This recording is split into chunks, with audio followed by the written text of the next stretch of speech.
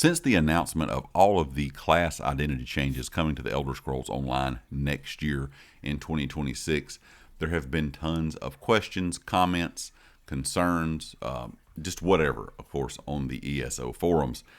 But one of the big questions was, would this replace content in 2026? A lot of people were kind of worried that they were going to be focusing so much on class identity, and having to do each individual class would take up a lot of time and a lot of resources.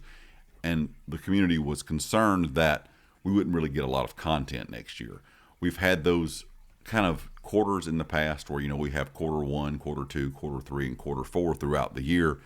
And at some point they would do more of a kind of bug fix, back end fix, just improvement kind of thing in one of those quarters, and we wouldn't get any content. But that is not going to be the case next year.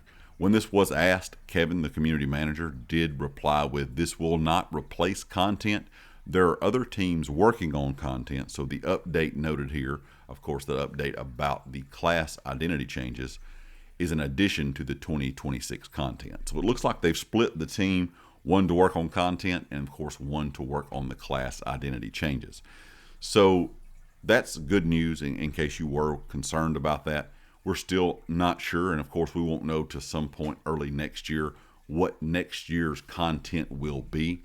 We do know that it will be some type of season pass. Again, that's the direction they're wanting to go, at least for now. They said over the next several years. It will not look like this year's season pass, they said. They said this year was a bridge year. We've heard that several times from the developers. So I'm going to be curious to see if it's a big change next year compared to this year's season pass. But the main takeaway here is they have a separate team working on content and a separate team working on the changes for the classes and class identity.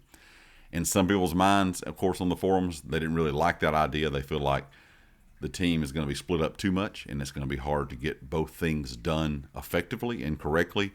We'll have to wait and see on that, but I think this is definitely the best solution. There was no need, and I do understand why people were asking this, but there was no need in really kind of doing away with a lot of content next year and mainly focusing on class reworks. While some people might actually like that idea, a lot of people over the years have said they wish they would not do as much content throughout the year and really just fix all the issues in the game. But hopefully with the way they're working on this and splitting the team up, it will give us a good amount of content to, have in-game next year, but also give us all the fixes and the class identity changes they're talking about doing as well. Leave me a comment with your thoughts, and of course, if you like the video, hit the like. If you have not subscribed yet, please do so, and I'll catch you next time. Peace.